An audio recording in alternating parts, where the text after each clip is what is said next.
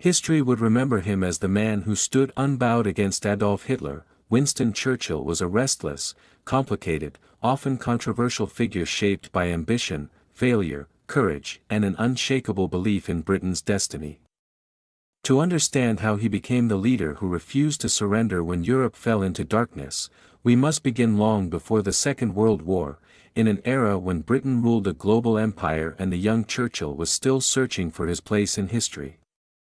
Winston Leonard Spencer Churchill was born on November 30, 1874, at Blenheim Palace, an ancestral home of the Dukes of Marlborough, a family whose military legacy would weigh heavily on him throughout his life.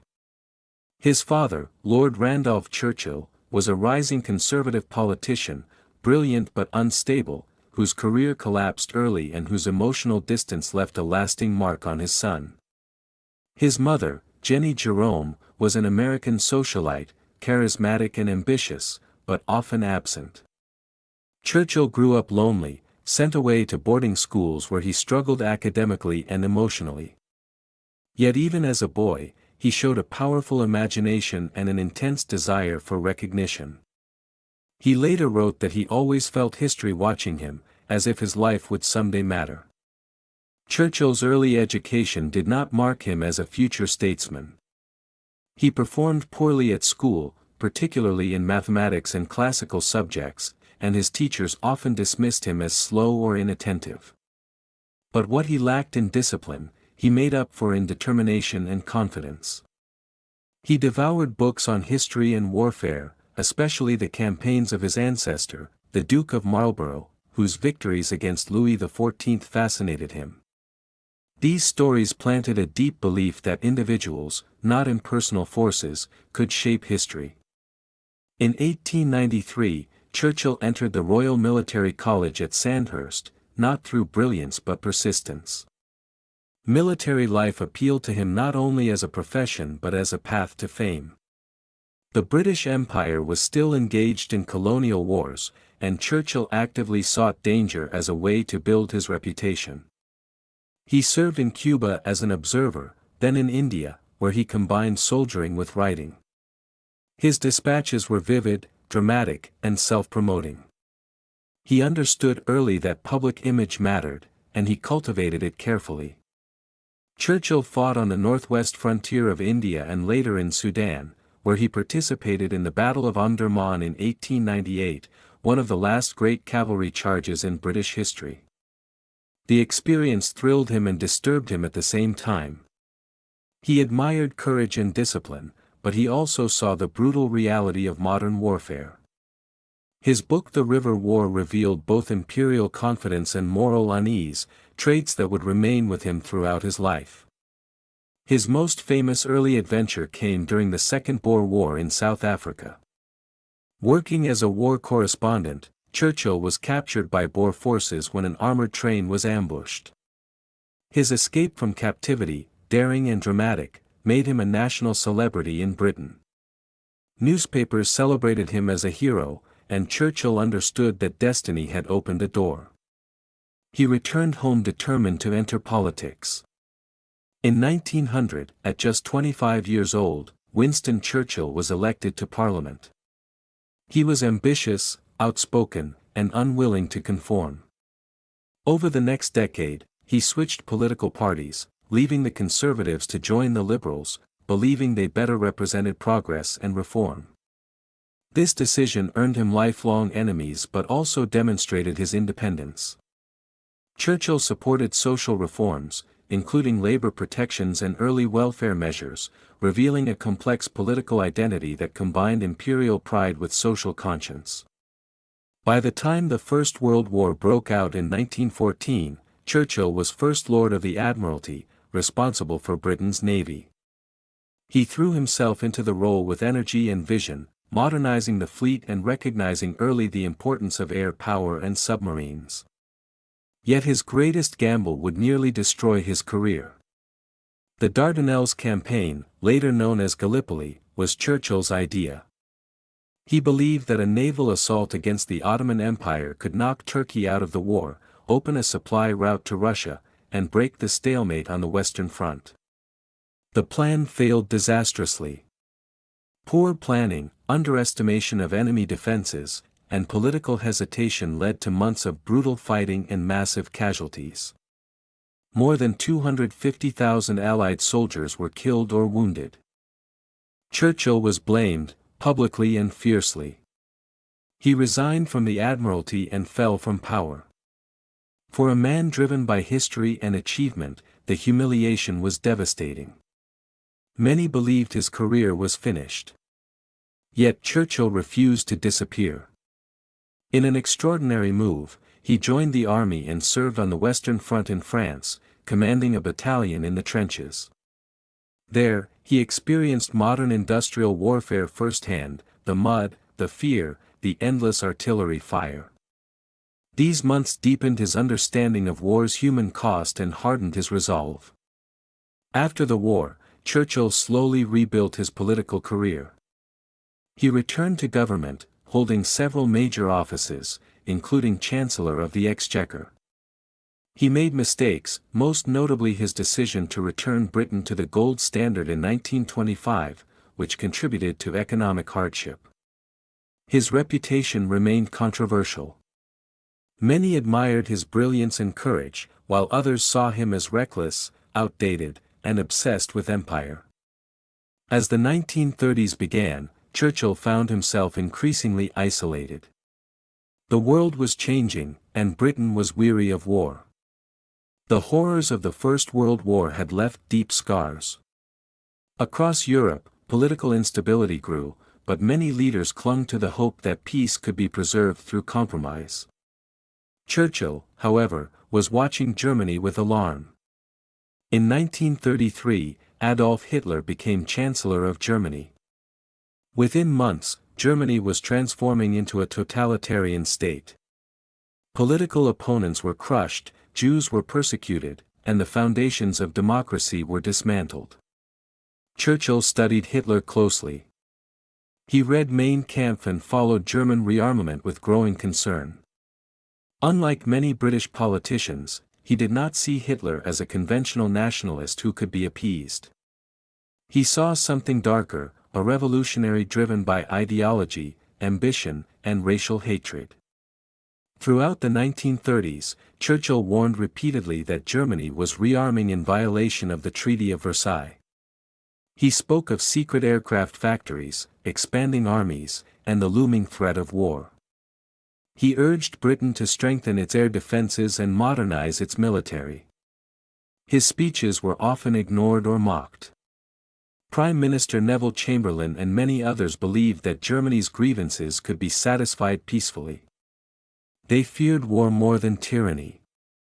Churchill's warnings made him unpopular.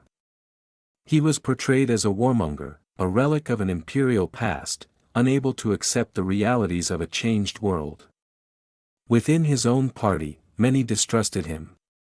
Yet Churchill persisted, driven by a belief that history was repeating itself. He compared the rise of Nazi Germany to earlier moments when Britain had failed to confront aggression until it was too late.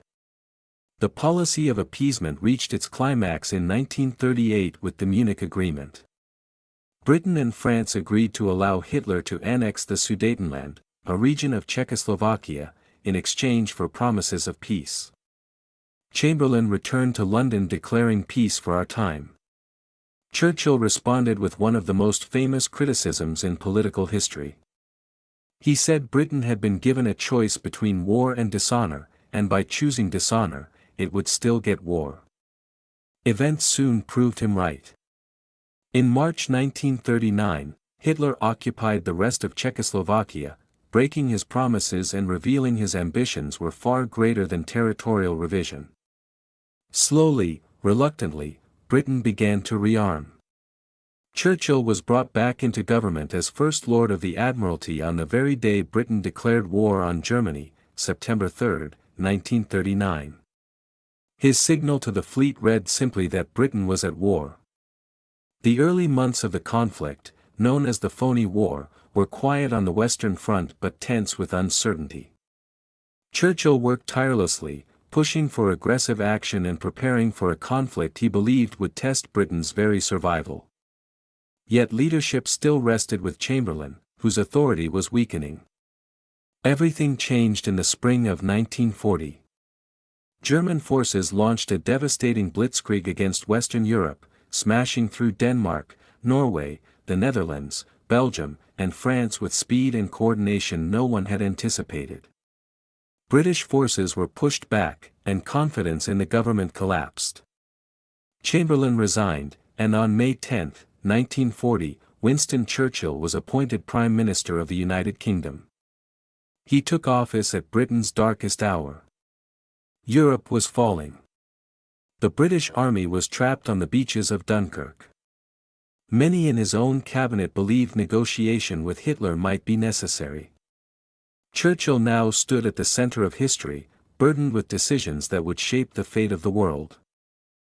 When Winston Churchill entered Downing Street as Prime Minister in May 1940, he did not arrive as a universally trusted savior. He came burdened by past failures, distrusted by colleagues, and facing a situation so desperate that many believed Britain's defeat was inevitable. Yet within days, the course of history would hinge on his refusal to bend. Germany's attack on Western Europe had been breathtaking in its speed and brutality. The strategy of Blitzkrieg, combining tanks, aircraft, and infantry in fast-moving columns, shattered defenses that had been designed for another kind of war. France, considered Europe's strongest military power, was collapsing. British forces sent to help were being pushed north toward the English Channel. By late May 1940, more than 300,000 British and Allied soldiers were trapped around the French port of Dunkirk, surrounded by German forces on three sides and the sea on the fourth. Churchill faced his first great test almost immediately. The evacuation of the British Expeditionary Force seemed impossible. The Royal Navy lacked enough large ships to rescue so many men under constant enemy fire. Luftwaffe aircraft bombed beaches and harbors relentlessly. Yet Churchill authorized an extraordinary operation, codenamed Dynamo, calling not only on naval vessels but on civilian boats of every kind. Fishing boats, pleasure craft, ferries, and small private vessels crossed the channel again and again. Against all expectations, the evacuation succeeded beyond hope. Over 9 days, from late May to early June 1940, more than 330,000 soldiers were brought home. It was a logistical miracle, but also a strategic disaster. Britain had saved its army, but lost nearly all its heavy equipment. Tanks, artillery, vehicles, and supplies were abandoned on the beaches. Britain now stood almost defenseless against invasion. Inside the British government, fear was growing. France was collapsing completely. Italy was preparing to join the war on Germany's side. The Soviet Union remained neutral under its pact with Hitler. The United States was not yet involved. Britain stood alone. Within Churchill's own war cabinet, there were voices urging compromise. Lord Halifax, the Foreign Secretary, believed Britain should explore peace terms through Mussolini. He argued that Britain could preserve its empire and independence by negotiating while it still had leverage. Many believed that continued resistance would only lead to destruction.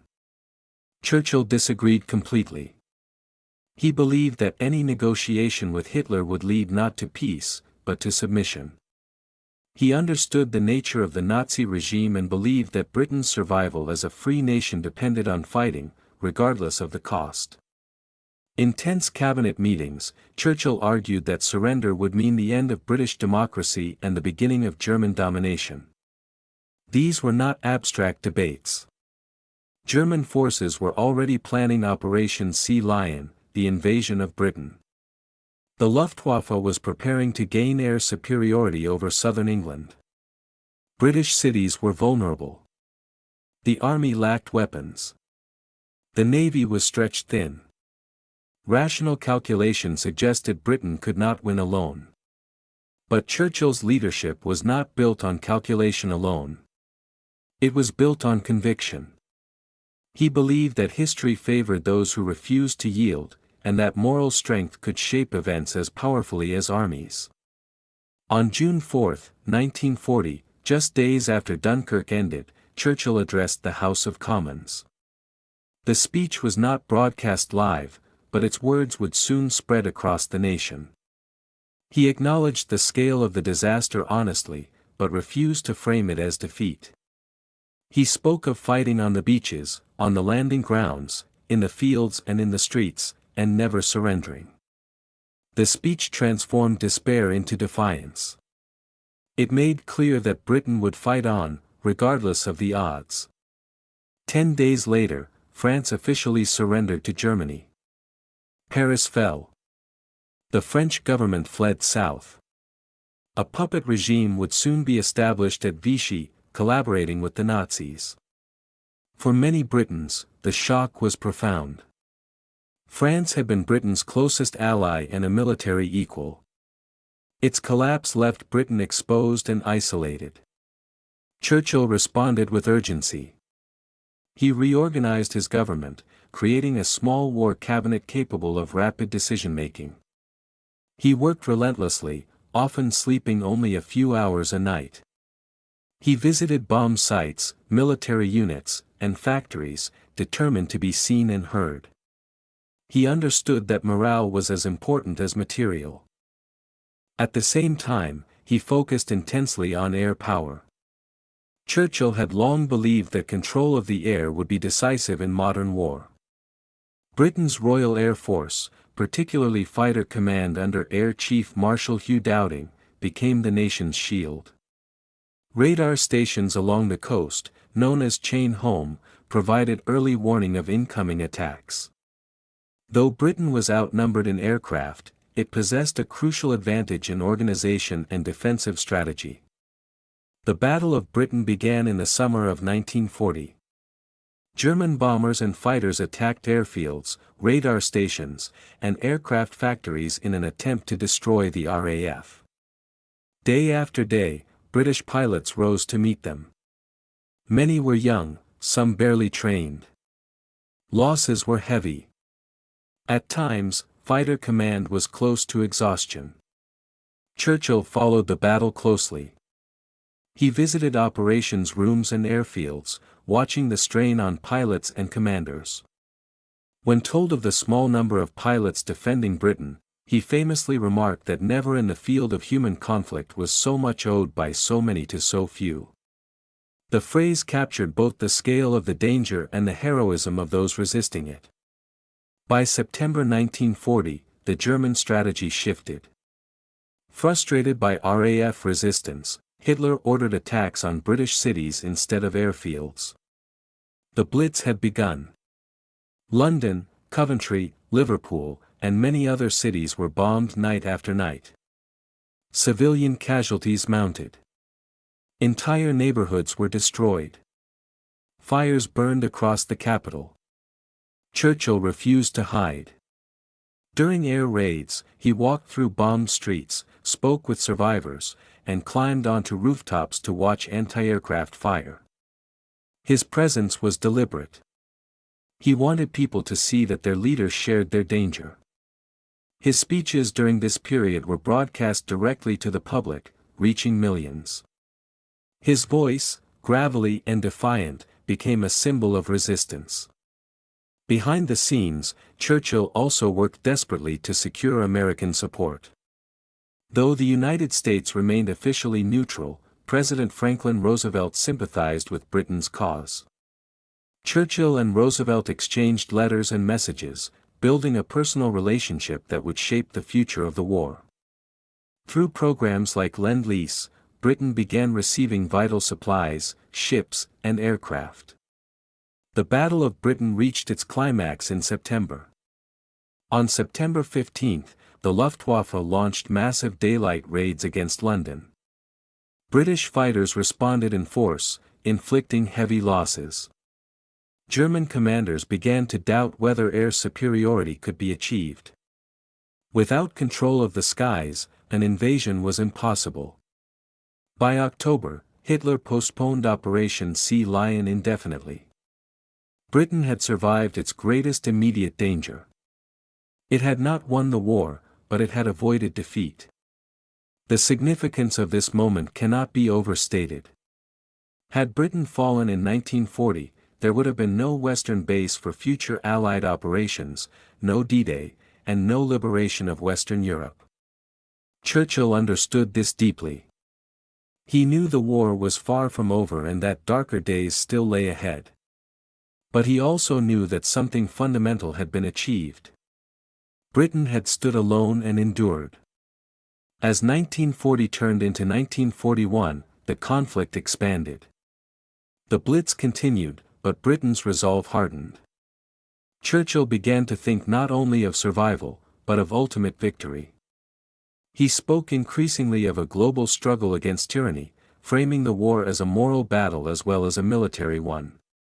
As Britain endured the winter of 1940 and moved into 1941, Winston Churchill knew that survival alone was not enough. Endurance without a path to victory would only prolong suffering. Germany still dominated most of Europe. Nazi forces occupied France, the Low Countries, Norway, Poland, and much of Eastern Europe. Britain remained under constant threat from the air and sea, its supply lines stretched across dangerous waters patrolled by German U-boats. The war had entered a long, grinding phase, and Churchill now faced the challenge of sustaining resistance while searching for allies powerful enough to change the balance. The Battle of the Atlantic became one of Churchill's greatest concerns. German submarines targeted British merchant ships, aiming to starve the island nation into submission. Food, fuel, weapons, and raw materials all depended on safe passage across the ocean. Losses were severe. Entire convoys vanished beneath the waves. Churchill later wrote that the only thing that ever truly frightened him during the war was the submarine threat. Without supplies, Britain could not fight. Churchill pushed relentlessly for better anti-submarine tactics, improved convoy systems, and new technologies such as sonar and long-range patrol aircraft. Progress was slow, but essential. Each month Britain survived at sea was another month it could continue the war. At the same time, Churchill's gaze was fixed across the Atlantic. He understood that ultimate victory against Nazi Germany would be impossible without the industrial and military power of the United States. His relationship with President Franklin D. Roosevelt became one of the defining partnerships of the 20th century. Though bound by American neutrality laws and public opinion, Roosevelt was increasingly determined to support Britain. Their correspondence was frequent, personal, and strategic. Churchill wrote with warmth and urgency, often late at night, framing the war as a shared struggle for civilization itself. Roosevelt responded with cautious encouragement. In March 1941, the United States passed the Lend-Lease Act, allowing Britain to receive vast quantities of supplies without immediate payment. Ships, aircraft, trucks, food, and fuel began flowing across the Atlantic. It was a lifeline. Churchill knew that symbolism mattered as much as logistics. In August 1941, he secretly traveled across the Atlantic to meet Roosevelt aboard warships off the coast of Newfoundland. The two leaders discussed war aims and the shape of the post-war world. Together they issued the Atlantic Charter, a statement of shared principles including self-determination, free trade, and opposition to territorial conquest. Though not a formal alliance, it signaled that Britain was no longer truly alone. While Churchill looked west, events in the east transformed the war entirely. On June 22, 1941, Adolf Hitler launched Operation Barbarossa, the massive invasion of the Soviet Union. Millions of German troops surged across the border, opening the largest front in history. The attack stunned the world. For Churchill, the news was momentous. He had been a lifelong opponent of communism and deeply mistrusted Joseph Stalin. Yet he immediately recognized the strategic reality. Any enemy of Hitler was now a potential ally. Within hours of the invasion, Churchill addressed the British people, declaring Britain's support for the Soviet Union. He made clear that ideological differences must be set aside to defeat a greater evil. This decision was not universally popular, but Churchill did not hesitate. He understood that the war had become truly global and that Germany's resources would now be stretched across vast distances. The Eastern Front would absorb the bulk of German manpower and inflict catastrophic losses.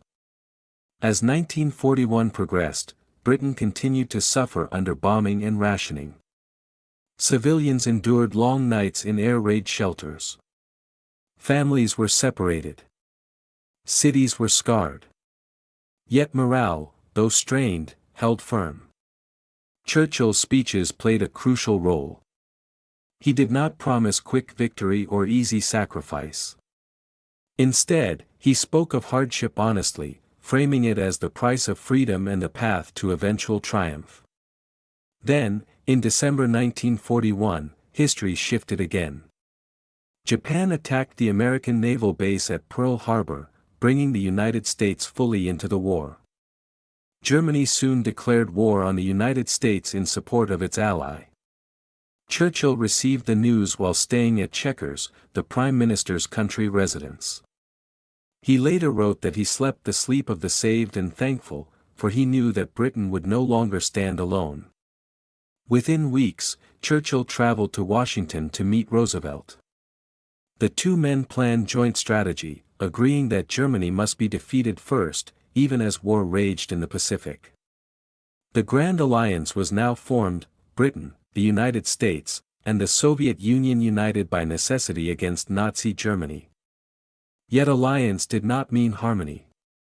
Churchill faced immense challenges coordinating strategy among partners with different priorities, ideologies, and levels of trust.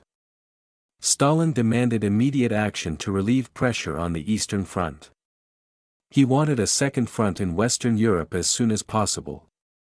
Churchill, cautious after the disasters of the First World War and aware of Britain's limited resources, believed such an invasion in 1942 would be catastrophic.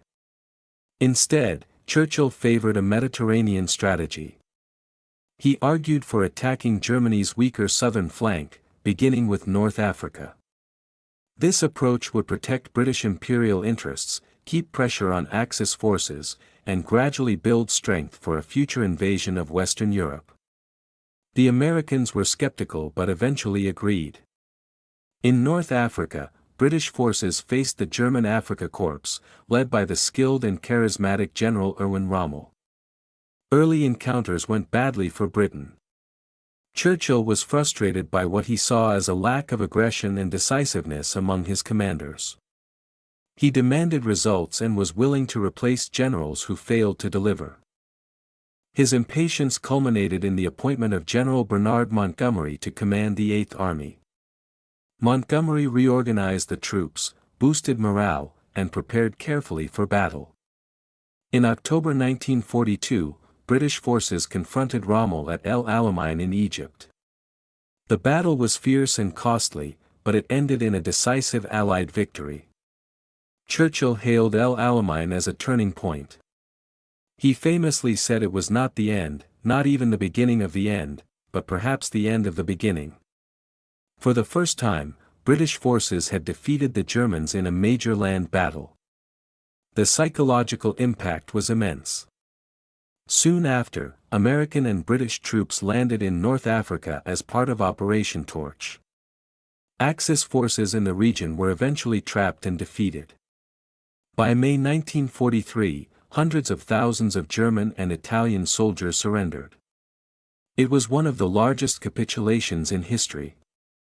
With North Africa secured, Churchill pushed for an invasion of Italy. He believed Italy was the soft underbelly of Europe, and that knocking it out of the war would weaken Germany further. In July 1943, Allied forces landed in Sicily, then moved on to the Italian mainland. Mussolini's regime collapsed, and Italy surrendered, though German forces continued to fight fiercely. Throughout these campaigns, Churchill remained deeply involved in strategy, often traveling to front lines and conferences despite the risks.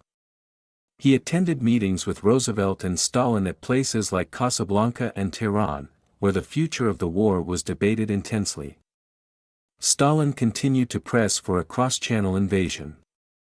By late 1943, it was clear that such an invasion could no longer be delayed. Churchill harbored deep anxieties about this operation. He remembered the slaughter of the Western Front in the First World War and feared a similar catastrophe. Yet he also understood that liberation of Western Europe required it. The planning for what would become D-Day accelerated. As 1944 approached, Britain had endured nearly 4 years of total war.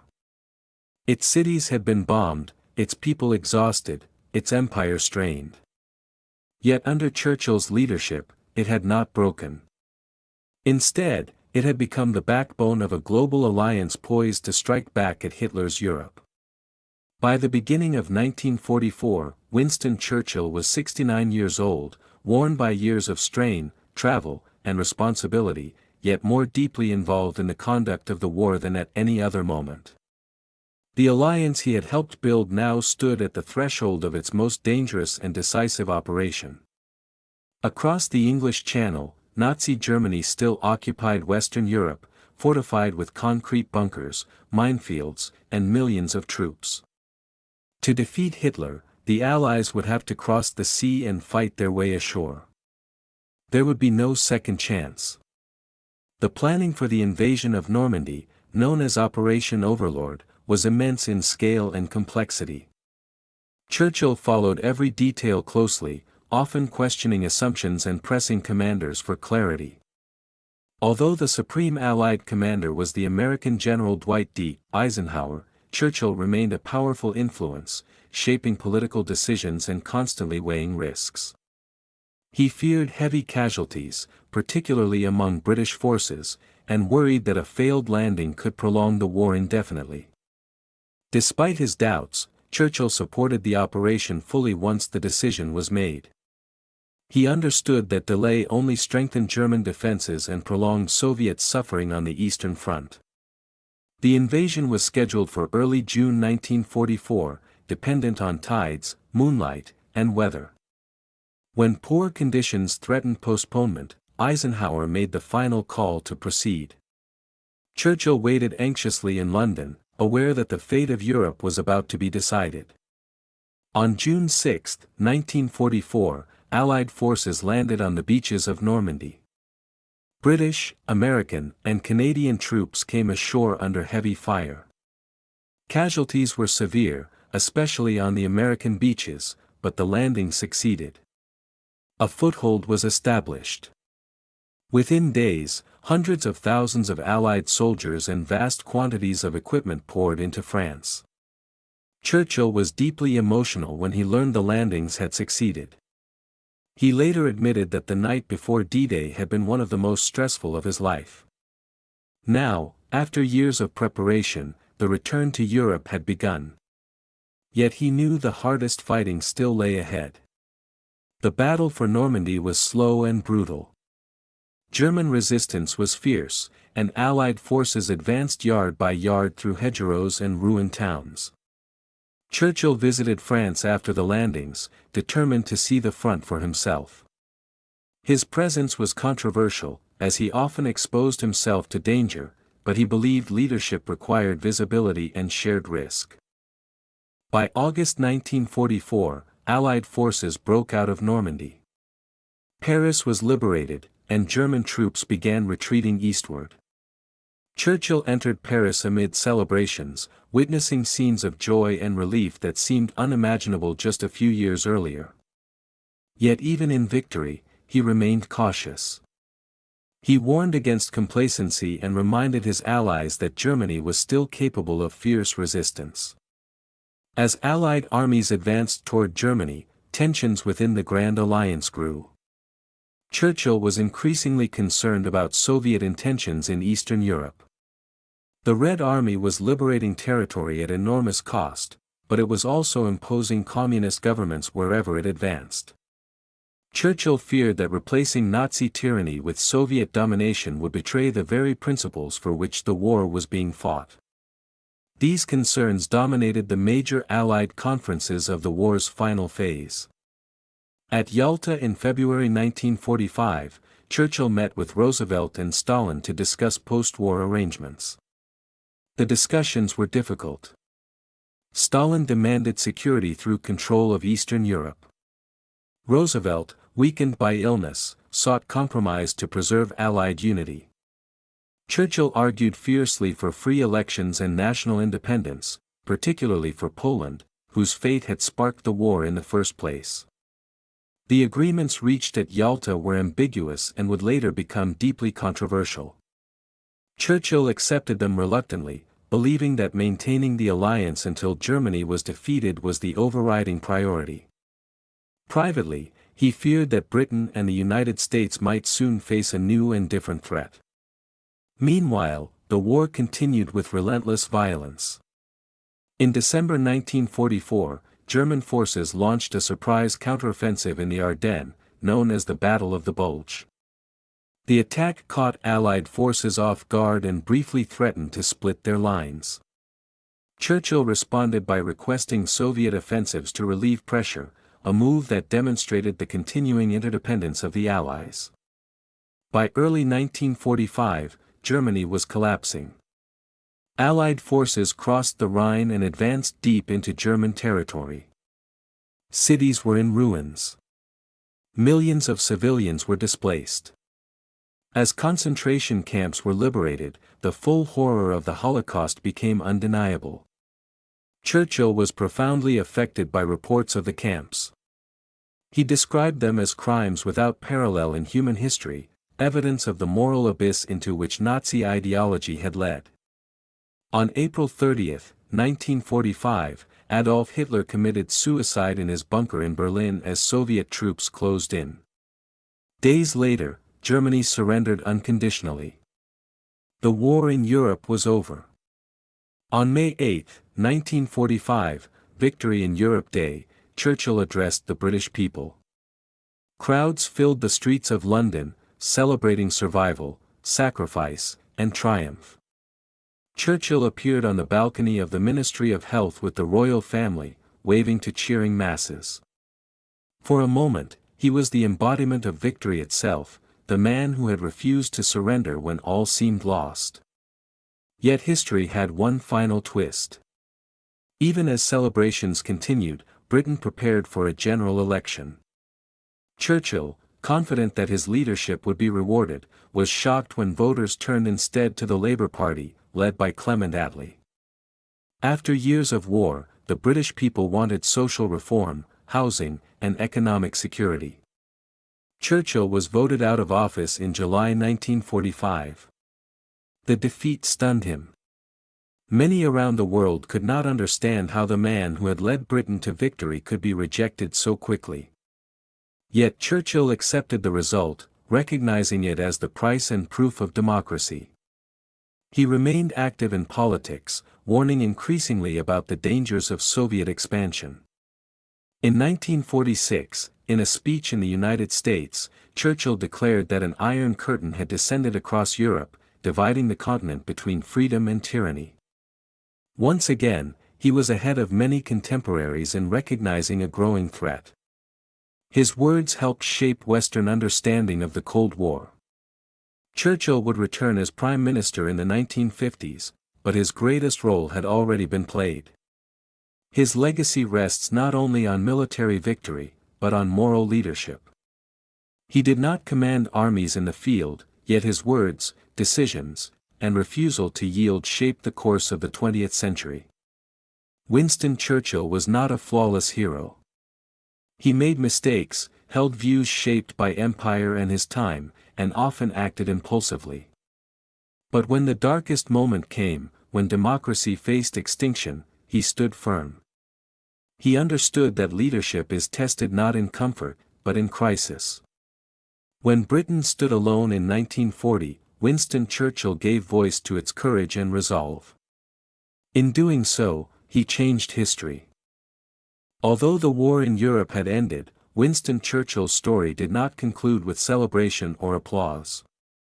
The years that followed would test him in a different way, not as a wartime leader fighting for national survival, but as an elder statesman confronting a world reshaped by the conflict he had helped to win. After his electoral defeat in July 1945, Churchill entered an unfamiliar role, that of leader of the opposition.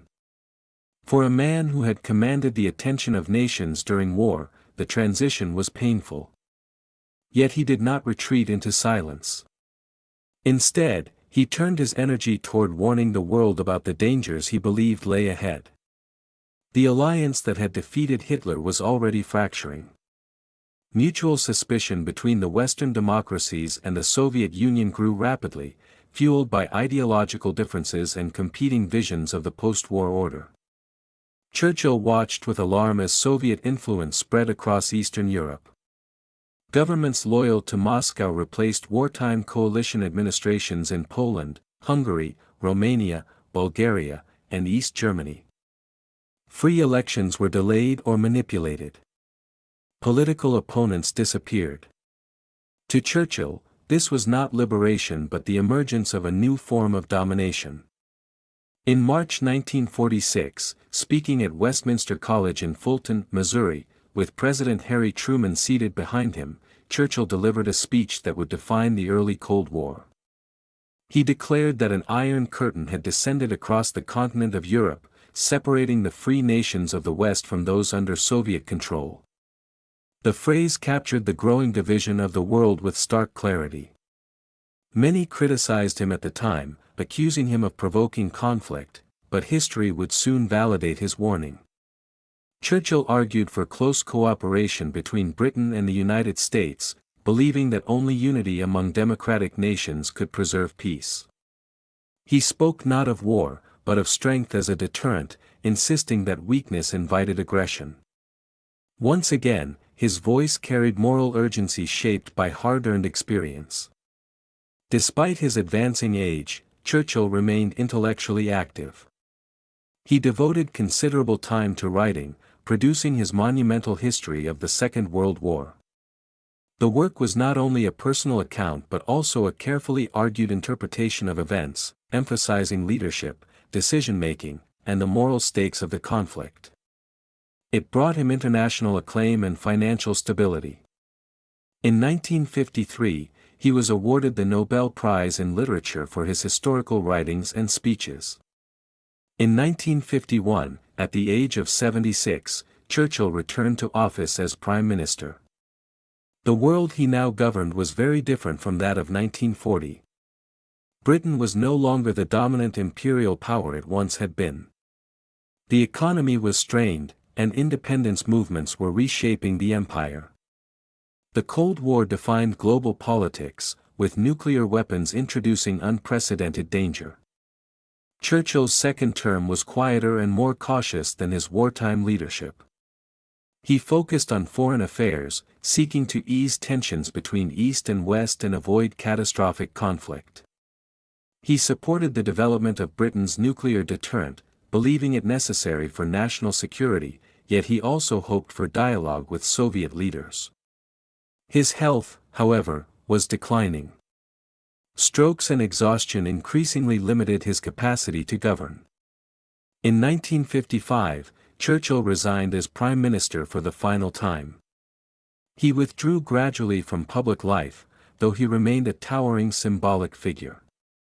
When he died on January 24, 1965, at the age of 90, Britain and much of the world paused to reflect on his life. His funeral was a national event, attended by leaders from across the globe. As his coffin was carried along the River Thames, cranes dipped their arms in silent salute. It was a farewell reserved for figures whose lives had shaped history itself. Churchill's legacy has continued to inspire debate. He is remembered as a defender of democracy and a master of language, a leader whose speeches mobilized courage when hope seemed lost. At the same time, historians have examined his views on empire, race, and class, recognizing that he was very much a man of his time, shaped by beliefs that do not align with modern values. Yet when judged within the context of the crisis he faced, his significance remains undeniable. In 1940, Britain stood alone against the most powerful military machine Europe had ever seen. The outcome was not predetermined. It depended on choices made under unimaginable pressure. Churchill chose resistance over compromise, defiance over despair. He understood that leadership is not merely the management of events, but the shaping of meaning. Through his words, he transformed fear into resolve. Through his decisions, he kept Britain in the war long enough for allies to gather and victory to become possible. Winston Churchill did not defeat Hitler by himself. Millions fought and died, and countless others contributed to the Allied victory. But without his leadership at the moment of greatest danger, history might have taken a very different course. He once said that history would be kind to him because he intended to write it himself. In many ways, history has been kind, not because he wrote it, but because when the future of freedom hung in the balance, he stood firm. That is why Winston Churchill is remembered not simply as a politician or a general, but as the leader who stood against Hitler when standing seemed almost impossible. Even after his death, Winston Churchill did not fade quietly into the past. His presence continued to shape how the 20th century was understood, remembered, and taught. Streets, schools, statues, and institutions bore his name. His speeches were quoted whenever nations faced crisis. His image, cigar in hand, became shorthand for defiance itself. Yet the true measure of his historical importance lies not in monuments, but in the specific moment when his leadership altered the direction of events. To grasp that fully, it is necessary to return once more to the year 1940 and consider just how narrow the path between survival and collapse truly was. Britain's refusal to surrender was not inevitable. Military logic, economic calculation, and diplomatic precedent all pointed toward negotiation. Empires had made peace before. Governments had chosen accommodation over annihilation. Churchill himself stood almost alone at first in rejecting that path without reservation.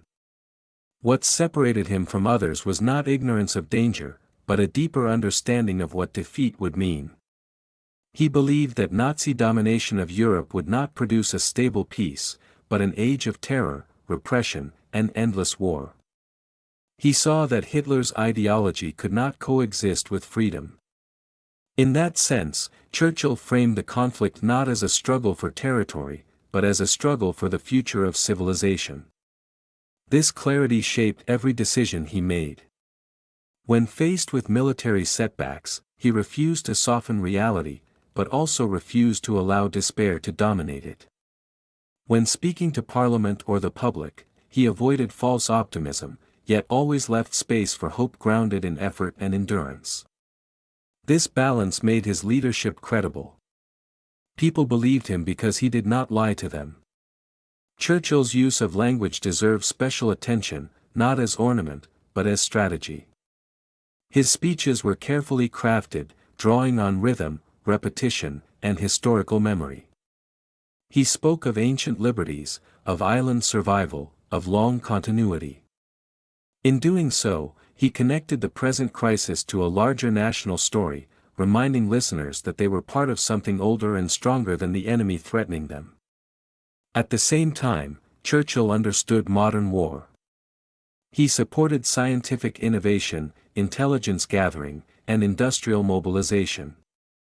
He backed code-breaking efforts at Bletchley Park, supported advances in radar and aviation, and encouraged unconventional tactics. Though not always technically expert, he grasped the importance of innovation and gave space to those who were. His relationship with military commanders was often difficult. He could be impatient, demanding, and intrusive. Yet this tension reflected his belief that war was too important to be left entirely to generals. He challenged assumptions, pressed for action, and forced constant reassessment.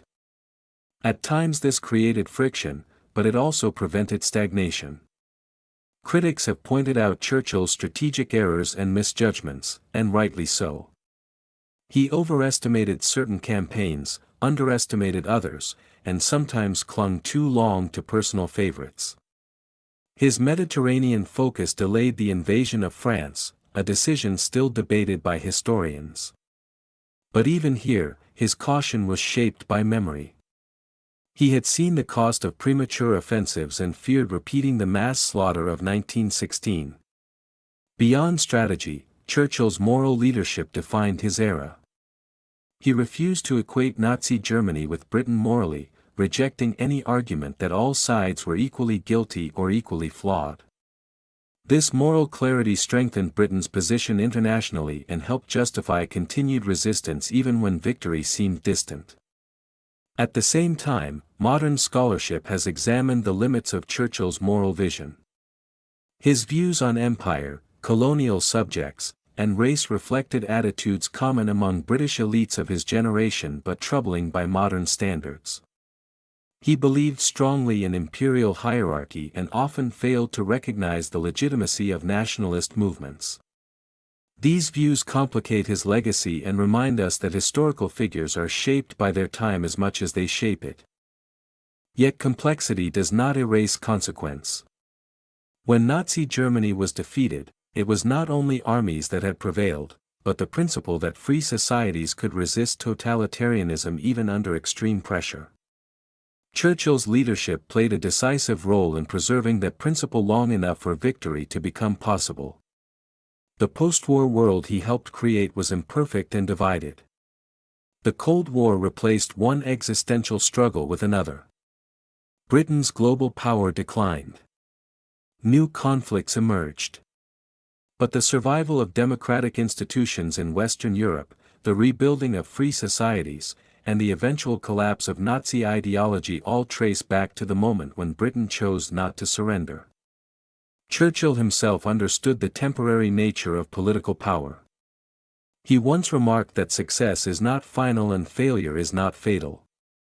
This belief sustained him through defeat, obscurity, and return.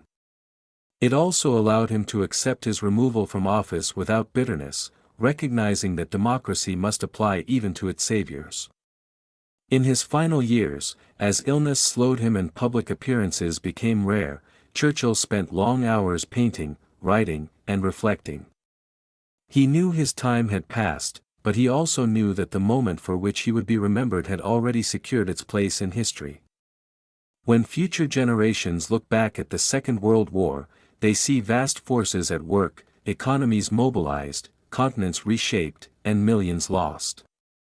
But within that vastness, individual choices still mattered.